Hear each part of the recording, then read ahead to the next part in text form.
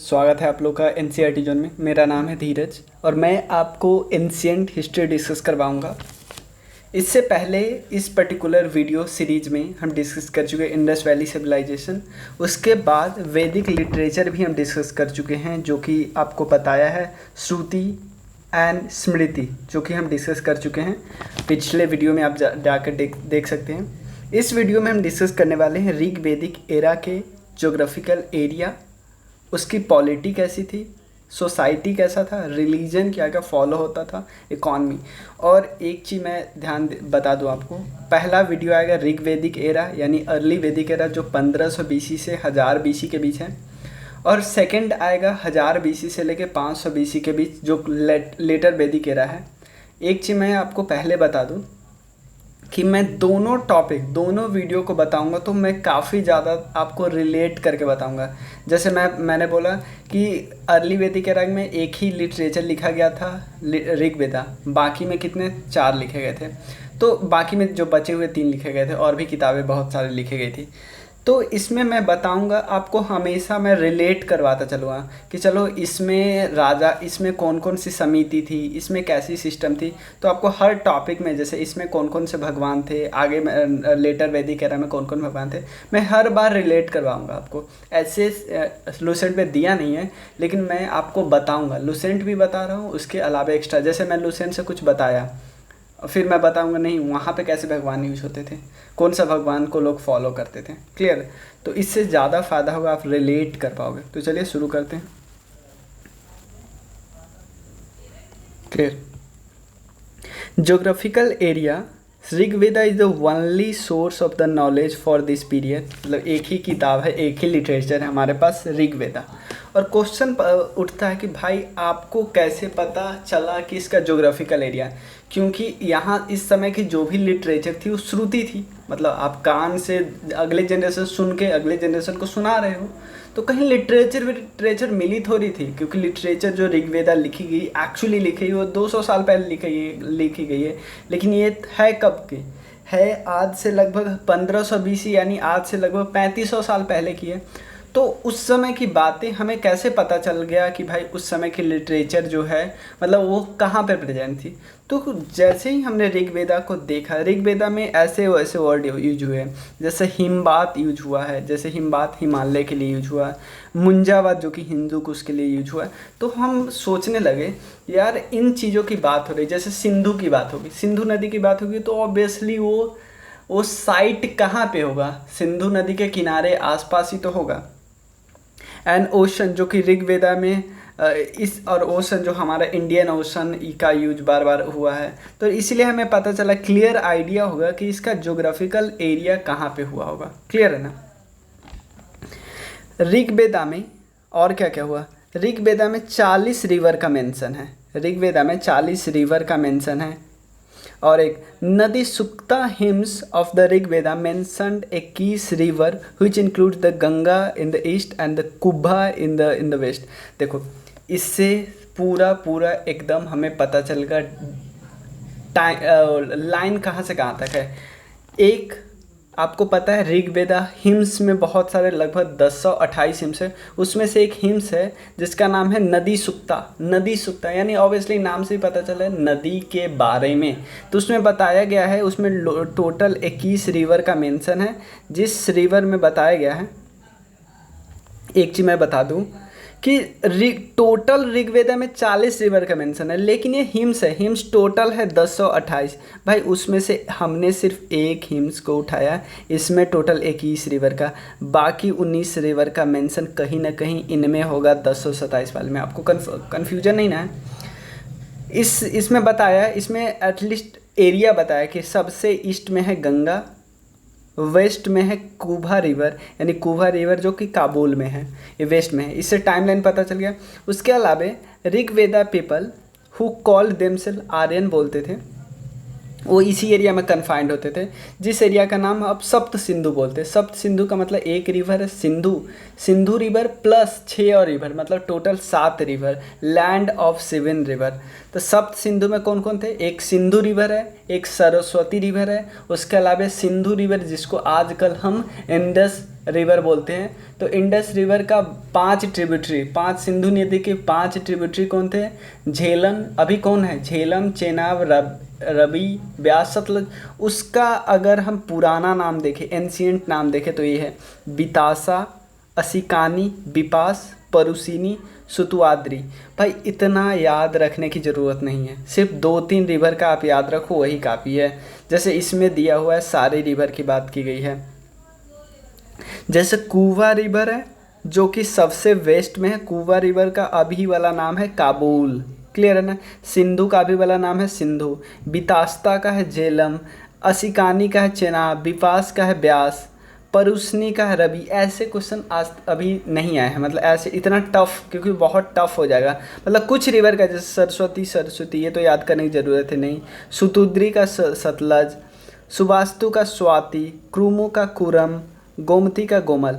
तो कौन कौन रिवर कहाँ? जैसे ये चारों रिवर है अफ़गानिस्तान में, बाकी ये दोनों सरस्वती एंड द्रिक्सावती राजस्थान में है, और बाकी सब पंजाब में। क्लियर? कोई प्रॉब्लम नहीं। अब देखो, अकॉर्डिंग टू ऋग्वेदा, ऋग्वेद के हिसाब से सिंधु सबसे ज़्यादा बार मेंशन किया गया रिवर है। जितने भी हिम्स हुए ना, जैसे आपको पता है 40 रिवर का मेंशन है, उसमें से सिंधु नदी को सबसे ज़्यादा मेंशन किया गया है ऋग्वेदा में। मतलब सबसे ज़्यादा मेंशन करने का मतलब है कि बहुत बार हिम्स में बहुत बार इसका मतलब इसका नाम आया है। जैसे आपको पता है कि बहुत बार नाम किसका सबसे, अग्नि का आया है, अग्नि, इंद्र, सोमा का, इन सब का बहुत नाम है। उसी तरह ऋग्वेदा में सिंधु का भी बहुत बार नाम है, लेकिन सबसे पवित्र रिवर का नाम है सरस्वती। उसके अलावा गंगा 1 बार यूज हुआ है, यमुना 3 बार यूज हुआ है। क्लियर? एक वॉर हुआ था, 10 राजन वॉर। 10 राजन वॉर को हम बैटल ऑफ 10 किंग, 10 राजन, 10 किसको बोलते हैं? 10 को। ऋग्वेदा के हिसाब से 10 राजन वॉर हुआ था। 10 राजन वॉर में आर्यन के बीच हुआ था, आर्यन और बाकी जो ट्राइबल ग्रुप थी ना उनके बीच हुआ था। जो ट्राइबल ग्रुप थे, मेन ट्राइबल ग्रुप था सुदास, तो इसमें आर्यन की हार हुई थी, सुदास की जीत हुई थी। तो ये ज़्यादा इम्पॉर्टेंट नहीं है ये वॉर का मतलब सिंपल ये समझ लिए, मतलब आप एक एक ट्राइबल फैमिली का नाम याद नहीं रखेंगे तो भी कोई नहीं।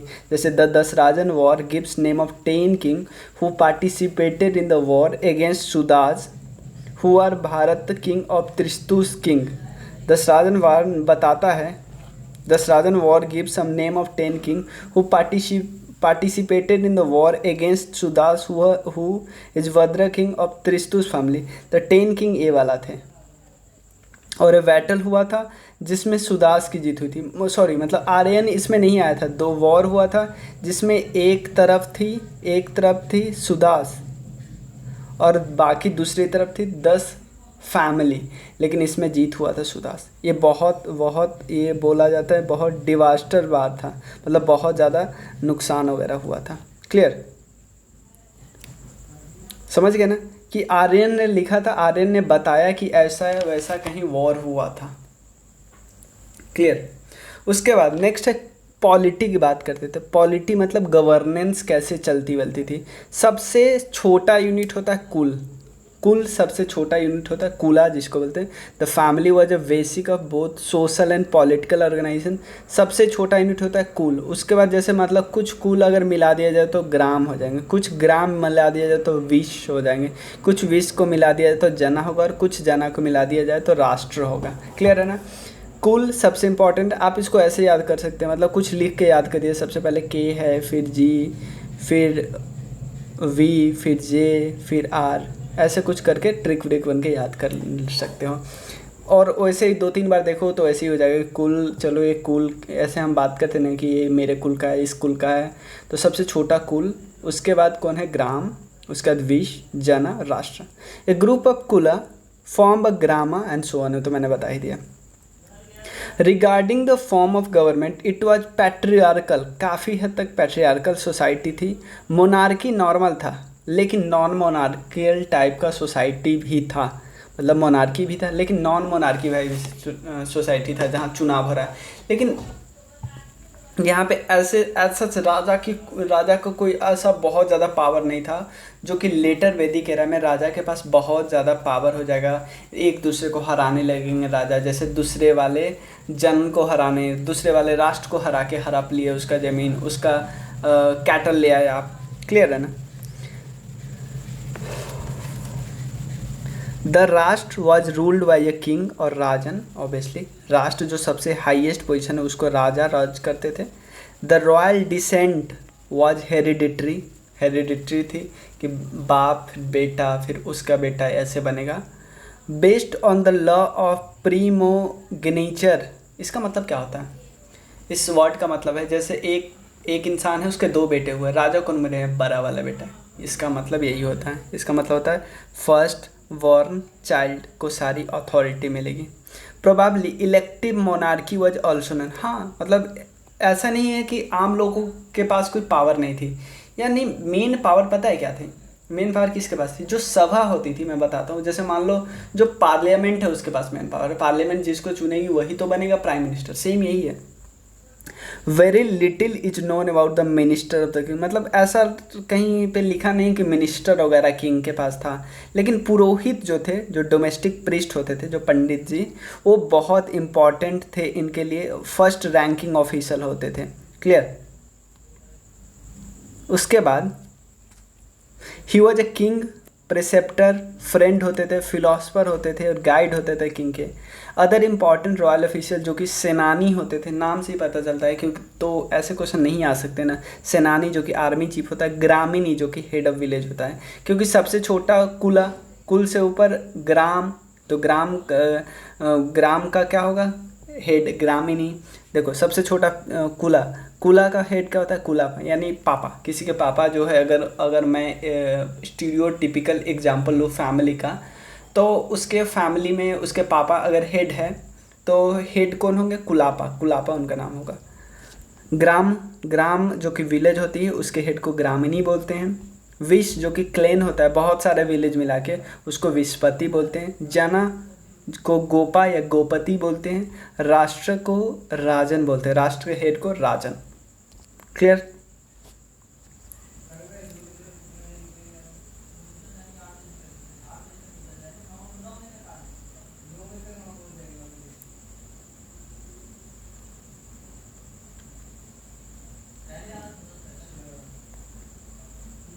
वन से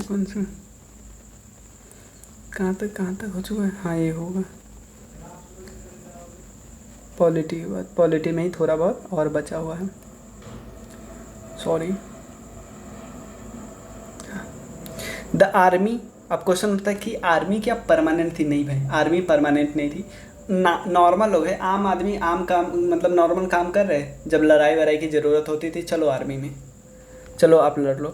और भाई ऐसा नहीं कि आपको ज़बरदस्ती ले जा रहे हैं। हाँ, आप जा रहे हो, लेकिन जब लड़ाई में जीत के आओगे ना, तो लड़ाई में जीत के आओगे तो उसका कुछ पार्ट आपको भी मिलेगा। कुछ पार्ट राजा को मिलता था, कुछ पार्ट आपको मिलेगा, और कुछ पार्ट रख लेते थे एज ए सेक्रीफाइस वगैरह करते रहते थे ना, जहाँ पे हवन की लकड़ियाँ की ज़रूरत होती है, घी की ज़रूरत होती है, बहुत चीज़ों की ज़रूरत होती है, उसके लिए रख लेते थे।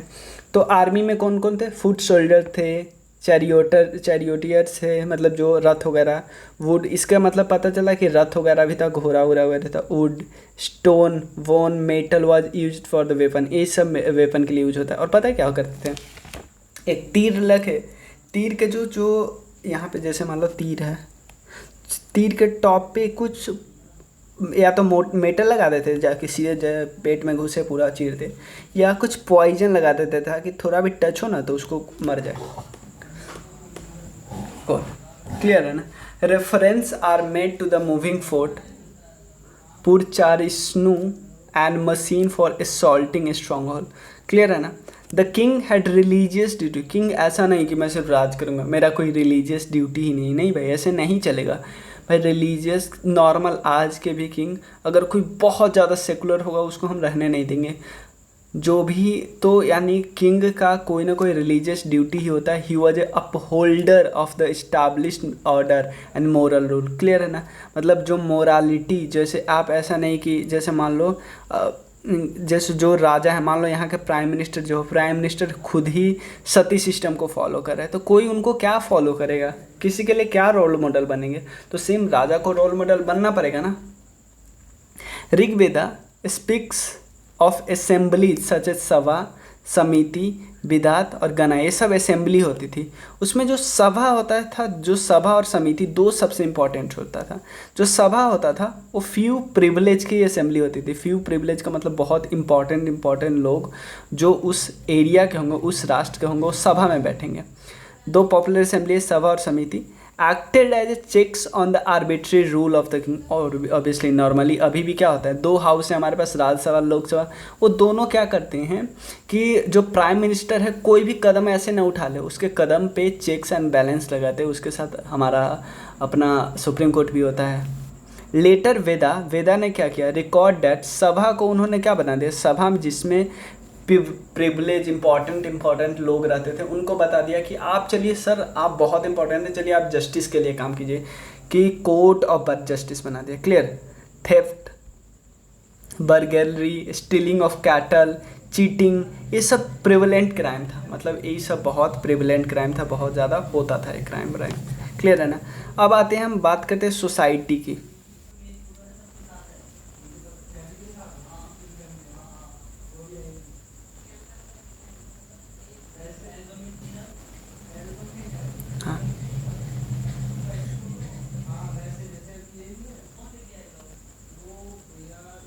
सोसाइटी की बात करते हैं।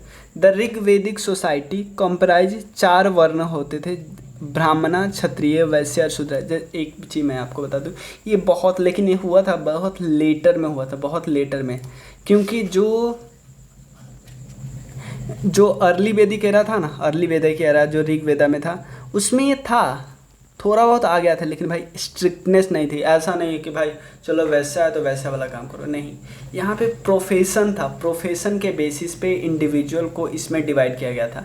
जैसे जो बंदा किसी भी जाति का हो लेकिन वो टीचर है तो उसको ब्राह्मण बोलेंगे। क्लियर? क्योंकि कोई, जैसे मान लो सिंपल है, मेरे पापा शूद्र है, लेकिन मैं अगर चाहूँ मैं टीचर बनूँ तो मुझे ब्राह्मण के कैटेगरी में डाल दिया जाएगा। क्लियर है ना? ऐसा होता था अर्ली वैदिक में, लेकिन लेटर वैदिक एरा में इसको स्ट्रिक्ट बना दिया। भाई शूद्र का बेटा है शूद्र ही हो गए, ब्राह्मण का बेटा है ब्राह्मण ही, ब्राह्मण का बेटा है तुम नहीं बिजनेस कर सकते, तुम चलो सिर्फ पढ़ा। क्लियर? तुम जैसे शूद्र का बेटा है, तुम लड़ाई नहीं करना जा सकते, तुम ऊपर के तीनों वाले वर्ण की सर्विस करो बस। Teacher and priest are called Brahmin, ruler and administrator को हम क्षत्रिय बोलते थे, फार्मर, मर्चेंट, बैंकर को हम वैश्य बोलते थे, और आर्टिजन और लेबरर को हम शूद्र बोलते थे, मतलब जो सर्विस प्रोवाइड करते थे। This vocation were followed by person according to their ability and like. भाई मुझे पसंद है और जिसमें मैं पारंगत हूँ मैं वही करूँगा। Clear? And the occupation had not become hereditary. ऐसा कुछ हेरिडेटरी वगैरह नहीं था कि तुम्हारे पापा जो है वही तुम करोगे, लेकिन बाद में लेटर वैदिक एरा में इसको हेरिडेटरी बना दिया। जैसे यहाँ पे बताया जा रहा है कि member of the same family took to different profession and belong to different varna as well as illustrated by एक हिम्स लिखा हुआ है। जैसे I am a singer, my father is a physician, my mother is a grinder of corn. मेरे पापा singer हैं, मैं singer हूँ, मेरे पापा फिजिशियन है, माई मदर जो कॉर्न को ग्राइंडर करती है। तो देख रहे हो एक फैमिली में 3 प्रोफेशन है। क्लियर? उसके बाद the unit of society, society का जो यूनिट था, वो था family.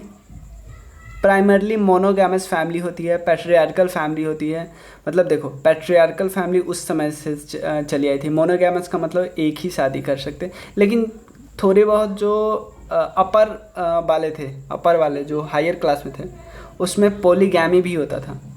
Child marriage not a work, मतलब चाइल्ड मैरिज कोई ऐसा प्रेवलेंट नहीं था, चाइल्ड मैरिज बहुत रेयर था कि कोई किसी देखो यहाँ पे बताया गया है विडो की मैरिज हो जाती थी। जैसे कोई लड़का है, उसकी अगर उसका डेथ हो गया तो उसकी वाइफ इसके छोटे भाई से शादी करनी, ध्यान देना, सिर्फ छोटे भाई, बड़े भाई से नहीं। The widow could Mary the younger brother of his decreed husband, इसको बोलते थे नियोगा, इस कॉन्सेप्ट को बोलते थे नियोगा। फादर की प्रॉपर्टी को इनहेरिट कौन करते थे? सन। ऑब्वियसली पैट्रियार्कल सोसाइटी है तो सन ही करेंगे। राइट टू प्रॉपर्टी एग्जिस्ट करता था मूवेबल प्रॉपर्टी के रिस्पेक्ट में भी, जैसे कैटल, हॉर्स, गोल्ड ऑर्नामेंट, और इनमूवेबल प्रॉपर्टी के रिस्पेक्ट में भी। Clear. The home of the teacher was a school and he thought the particular sacred. Obviously clear है ना, मतलब जो टीचर का होम होता था वहीं पे टीचर पढ़ाता था, और क्या पढ़ाते थे? सैक्रेड टेक्स्ट के बारे में पढ़ाते थे। मिल्क ऑब्वियसली क्योंकि इस समय काऊ, क्योंकि इकोनॉमी में हम पढ़ाएंगे, काऊ सबसे इम्पॉर्टेंट कैटल था यहाँ पे, जिसके पास जितना ज़्यादा काऊ होता था वो उतना पावरफुल माना जाता था। तो मिल्क और उसका प्रोडक्ट सबसे बहुत इम्पॉर्टेंट था, जैसे कर्ड, बटर, घी, ये सब इम्पॉर्टेंट पार्ट थे डाइट के। There is also a mention of grain cooked with milk, जैसे खीरा प्रमोदकम, जैसे खीर जो हम नहीं खाते हैं दूध का, वो बहुत इंपॉर्टेंट था। The meat of a fish, bird and animal live सभी खाए जाते हैं। Cow has already deemed aghanya that is not to be kill, cow को तुम मार नहीं सकते, यानी काऊ को मारना एक अघन्य अपराध था। आप समझ रहे हो ना। उसके बाद हाँ यहीं पे है।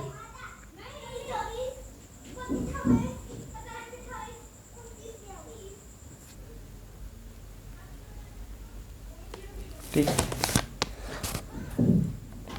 Rigveda prescribe a penalty of death और expulsion from the kingdom to those who kill. Obviously cow इतना ज़्यादा इंपॉर्टेंट है कि उसको आप मार दोगे, उसका डेथ कर दोगे तो भाई आपको साम्राज्य से निकाल दिया जाएगा ना। अल्कोहलिक ड्रिंक जैसे सूरा और सोमा सब कंज्यूम किया जाता था। भाई सोमा तो इतना ज़्यादा फेमस था कि हिम्स में इतना ज़्यादा बार इसका नाम आया है कि आप पूछो ही मत। इंद्र और अग्नि के बाद इसका ही सबसे ज़्यादा बार नाम आया है। आर्यन वेर प्राइमरली एग्रीकल्चरल थे, पैस्टोरल थे, जानवर को ही पालते थे, जैसे आपने देखा काऊ इतना इंपॉर्टेंट था। Which record there wealth in terms of Kauri, या बहुत इंपॉर्टेंट। भाई दो लोग में अगर देखें कौन धनी है कौन गरीब है, जिसके पास जितना ज़्यादा काऊ है आप उसको ज़्यादा धनी बोल सकते हो। अम्यूजमेंट इंक्लूडिंग, मस्ती किससे करते? म्यूजिक, डांसिंग, चैरियट रेसिंग करते थे, डाइसिंग करते थे। One stanza in Rigveda known as gambler laments and my wife reject me and her mother hates me, क्योंकि वो मतलब इसका मतलब सिंपल है, गैम्बलिंग भी उस समय भी खराब माना जाता था कि आप जुएबाजी कर रहे हो। नहीं भाई, नहीं अच्छा है, अभी भी नहीं अच्छा है। क्लियर है। तो इस वीडियो में इतना ही रहने देते हैं। नेक्स्ट वीडियो में हम डिस्कस करेंगे रिलीजन के बारे में, क्योंकि यार बहुत लंबा दिया है, मतलब बहुत दूर में है।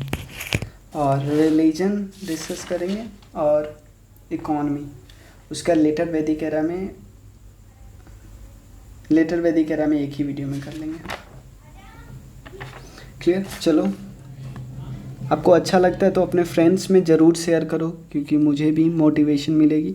और आप लाइक करना न भूलें, और अभी तक चैनल को सब्सक्राइब नहीं किया हो तो करो।